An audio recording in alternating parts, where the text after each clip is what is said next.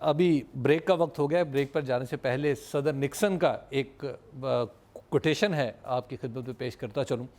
انہوں نے ایک بار کہا کہ یہ بہت اچھی بات ہے کہ سیاستدانوں کے پیچھے میڈیا مائکروسکوپ لے کر چل پڑے، لیکن اگر میڈیا سیاستدانوں کا ڈاکٹری معائنہ کرنا چاہتا ہے تو اس سے میری معذرت قبول فرمائے. ابھی وقت ہوا ایک بریک کا. بریک کے بعد گفتگو آگے بڑھے گی سوالات کے ساتھ. آپ دیکھتے رہیے بدلتا پاکستان.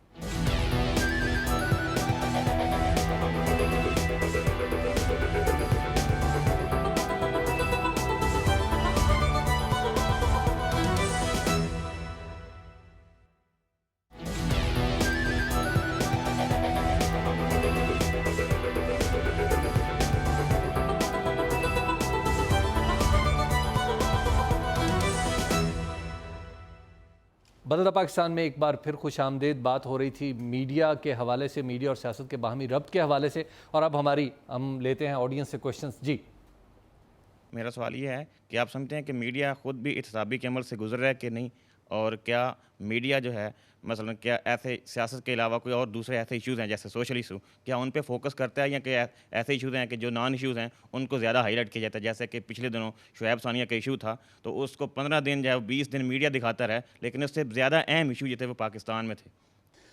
میڈیا روزانہ ہی تنقید سے گزرتا ہے، اور میڈیا کی جو تنقید ان کو سامنا کرنا پڑتا ہے وہ ڈیلی ہے. مطلب اگر ہم ایک پروگرام اچھا کرتے ہیں اور اگلے دن اس سے اچھا پروگرام نہیں کرتے تو لوگ ہمارے پہ تنقید کرتے ہیں. تو ہمارے پہ جو چیک اینڈ بیلنس کا پروسیس ہے یہ روزانہ ہے. کہ جہاں تک رہا کہ آپ نے ایک حوالہ دیا ہے کیس کا، میں اتفاق کرتا ہوں کہ میڈیا کو ایشوز پہ بات کرنی چاہیے. بلکہ میرا تو موقف ہی یہی ہے میڈیا کے اندر کہ ہمیں اب ایشوز پہ بات کرنے کے ساتھ ساتھ ایشوز کا متبادل بھی کرنا چاہیے. مثلا ایشو یہ ہے مہنگائی ہے، فرید پاشا نے کہا تجوریاں لوگوں نے بھر لیں، آٹا دال مہنگی ہوگی، تو تنقید کی جا رہی ہے. اگر تجوریاں بھر لی گئی ہیں تو ہمیں ملک میں ایسی قانون سازی کرنی چاہیے کہ تجوریاں بھرنے والے لوگوں کو صحیح معنوں میں سزا ملے.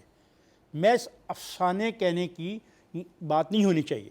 جی عظمیٰ کچھ کہنا میں اس پہ صرف تھوڑا سا ایڈ کرنا چاہتی ہوں. وہ یہ ہے کہ بالکل افتخار صاحب نے جیسے کہا کہ صرف چند اینکرز کا ایک ٹی وی پروگرام مسلسل ایک ہی ایشو کے اوپر کرنا اور یہ کہنا کہ جی فلانا کرپٹ ہے، یا ان کے پراجا صاحب کے کہنے سے کوئی بندہ کرپٹ نہیں ہو سکتا. میں سب سے بڑی اگزامپل اس وقت جو media trial president Asif Zardari کا ہو رہا ہے اس کی اگزامپل دینا چاہتی ہوں کہ 11 سال جیل کے اندر رکھ کے دیکھا جب ایک جنرل کی حکومت تھی، اور ان کے اوپر جو ہے وہ اٹیکس بھی ہوئے، ان کے اوپر جسمانی تشدد بھی ہوا، اور ہمارے لوگوں کا ٹیکس کا پیسہ جو ہے ایک خطیر رقم جو ہے وہ اس کے اوپر خرچ کی گئی. اس کے بعد رزلٹ جب زیرو نکلے تو اس کے بعد آپ پھر یہ کہہ دیں کہ جی چونکہ ہم نے کہہ دیا یہ کرپٹ ہے. اب دیکھیے صرف آپ کے کہنے سے کوئی کرپٹ نہیں ہو جائے گا، اس کا فیصلہ عدالتیں کریں گی. اس کا فیصلہ اسٹوڈیو میں بیٹھ کے چند لوگ نہیں کر سکتے کہ کون کرپٹ ہے.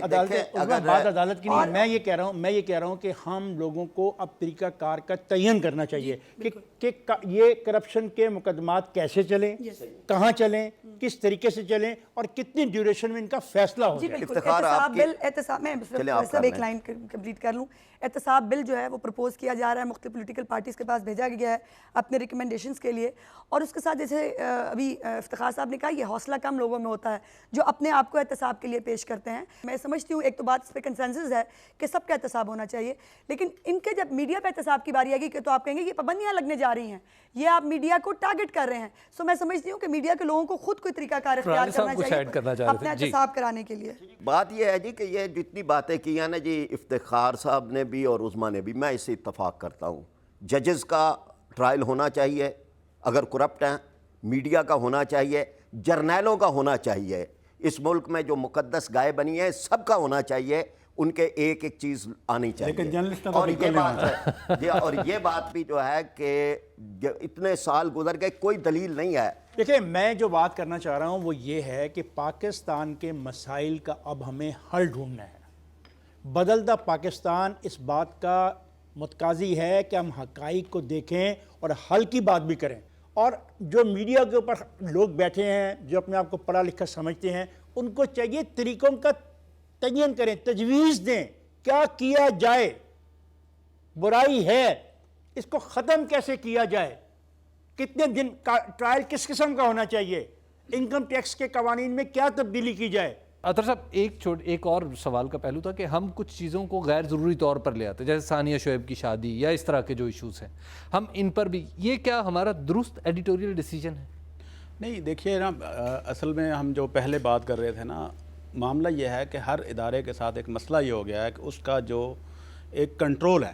دیکھیے ہر چیز کے لیے ضروری ہے کہ اس کے پروفیشنل کنٹرولرز ہوں، اس کے لوگ وہ ہوں جن کو اس کا پتہ ہو. اب ہوتا یہ ہے کہ اب افتخار صاحب یہ کہہ رہے ہیں کہ ہمیں اس کی دینا چاہیے، ہمیں اس کا حل بھی دینا چاہیے. سوال یہ ہے کہ میں بطور میڈیا پرسن، میرا بیٹے مائی 41st year in this profession, پر میں نہیں سمجھتا ہوں کہ میں ٹیکس کا ماہر ہوں، میں اینٹی کرپشن لا کا ماہر ہوں، میں کسی اور قانون کا ماہر ہوں. میں تو اپنے فن کا یعنی اخبار نویسی کا بھی پوری طرح ماہر نہیں ہوں. اب میں کیسے پاسبل ہے کہ میں ساری دنیا بجلی جانے کہ بھائی میں دے رہا ہوں حل، کیسے دے سکتا ہوں میں؟ دیکھیے اس کے لیے افتخار صاحب پروفیشنلز ہونے چاہیے، ان سے آپ رائے لیں. جی میرا سوال افتخار صاحب سے ہے کہ آپ فرما رہے تھے بار بار کہ قانون سازی کرنی چاہیے کرپشن کی روک تھام کے لیے، تو میں ان سے پوچھنا چاہتا ہوں کہ ہماری اسمبلیوں میں منتخب نمائندے جو ہم بھیجتے ہیں منتخب کر کے، ان کی اکثریت ہی جو کرپٹ ہے، ان کی جعلی ڈگریوں کی اکثریت ہے، پارلیمنٹ میں بیٹھی ہوئی ہے، تو قانون سازی کون کرے گا جو اس کو کرپشن کو روکنے کے لیے کارآمد ثابت ہو سکے؟ یعنی میڈیا کتنا پریشر بلڈ کر سکتا ہے اور کہاں کرنا چاہیے؟ میرا خیال ہے کہ یہ دو باتوں کو ہمیں احساس کرنا چاہیے کہ ایک تو یہ جو لوگ الیکٹ ہو کے آتے ہیں یہ صرف 5 سال کے لیے الیکٹ ہو کے آتے ہیں، اور قوموں کی زندگی 5 سال نہیں ہوتی، قوموں نے صدیوں زندہ رہنا ہوتا ہے. اگر یہ نہیں کر پاتے تو باہر جو سول سوسائٹی بیٹھی ہے اس کو چاہیے کہ دباؤ بڑھائے. آج آپ اور میں مل کر پاکستان میں ایک مہم چلاتے ہیں کہ آئیے پاکستان کے اندر کرپشن کے خلاف نئی قانون سازی کرتے ہیں، اور ان قانونوں کو ہم بتائیں ہم کیا قانون سازی کرنا چاہتے ہیں، اور ہم دستخطوں کی مہم شروع کریں. آئیے 1.5-2 کروڑ لوگوں سے دستخط کروائیں، اور پھر ہم دیکھتے ہیں کہ پارلیمنٹ جو ہم دستخط کروا کے لے کے جاتے ہیں اس پہ عمل درآمد کرتی یا نہیں کرتی. ایک میں اس جنرلائز کہہ دینا کہ ساری پارلیمنٹ کرپٹ ہے، بیٹے یہ رویہ درست نہیں ہے. ساری پارلیمنٹ کرپٹ نہیں ہوتی، ساری سوسائٹی کرپٹ نہیں ہوتی، سب لوگ برے نہیں ہوتے. یہ ایک روایت بن گئی ہے اس ملک میں پارلیمانی نظام کو برا کہنے کی. یہ برے ہیں، یہ برے ہیں، ان کو نہ چلنے دو. نتیجہ یہ ہوتا ہے کہ جو لوگ ان کو برے ہیں کہتے ہیں وہ خود کتنے اچھے ہیں. جب پارلیمنٹ نہیں ہوتی ہے تو کتنی اچھائیاں ہوتی ہیں. کیا پارلیمنٹ اچھائیوں کے رستے میں رکاوٹ ہے؟ میرا جواب ہے نہیں. تو سب میں یہ کہہ دینا یہ سارے پارلیمنٹ کے لوگ کرپٹ ہیں، یہ مناسب رویہ نہیں ہے. یہ بھی ایک افسوسناک سوچ ہے، اس کے پیچھے بھی ایک سازش ہے کہ اس ملک کے اندر پارلیمانی جمہوریت کو، پارلیمانی ڈیموکریسی کو اور پارلیمانی کو چلنے نہ دیا جائے.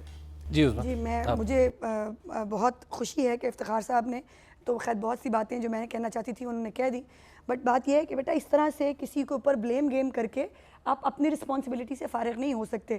کیا پہلے تو یہ بات ہے کہ آپ نے سب پارلیمنٹ کو پوری کو کرپٹ کہہ دیا، اس پر میں بعد میں آتی ہوں. پہلے یہ ہے کہ پھر ہمیں اپنا احتساب سب کو کرنا چاہیے. آپ میں سے کتنے لوگ ہیں جو ووٹ ڈالتے ہیں؟ آپ کے پاس ایک ووٹ کی طاقت ہے. آپ لوگوں میں سے کتنے لوگ بادر کرتے ہیں کہ ہم اپنا نمائندہ، اچھا نمائندہ چنیں؟ اور جب آپ اپنے رائٹ سے وڈرا کرتے ہیں تو اس کے بعد اس طرح سے صرف یہ کہہ دینا، دیکھیے یہ بھی بہت بڑی بات ہے کہ اب میں یہ کہوں گی کہ پوری پارلیمنٹ کو آپ نے جو خطاب دیا ہے یہ میں آپ سے اس کی ایکسپلینیشن چاہوں گی کہ یعنی آپ کو اپنی پوری پارلیمنٹ میں آپ کو کوئی ایک بھی بندہ اس قابل نہیں لگا کہ جس کو آپ کہہ سکیں کہ وہ ہی از مین آف کریڈیبلٹی. تو بہت افسوس کی بات ہے کہ اس طرح، تو اس کا مطلب یہ ہے کہ آپ کو سیاست پہ سے آپ کا ایمان ہی نہیں ہے. پھر آپ کے لیے وہی ڈنڈا اور وہی بوٹ اور وہی سب کچھ جو ہے میرا خیال ہے پھر آپ سمجھتے ہیں کہ وہ پاکستان کے مفاد میں ہے. تو ہم سوری، پھر میں جنریشن سے، اپنی آنے والی یوتھ سے مجھے تو بہت مایوسی ہے.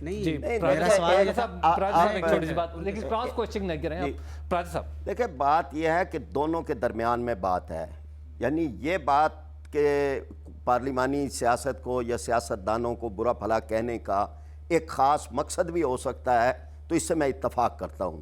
عام طور پر یہ ہے کہ جو جرنیل ہیں، جو تالے آسماں ہیں، وہ اس طرح کی کوشش کرتے رہتے ہیں کہ پارلیمنٹ کو، نظام کو، سسٹم کو، سیاستدانوں کو وہ اس طرح سے پینٹ کریں اور کہ اس کے نتیجے میں یہ نظر آئے کہ جی اب مسائل کی کنجی جو ہے وہ ان کے پاس ہے.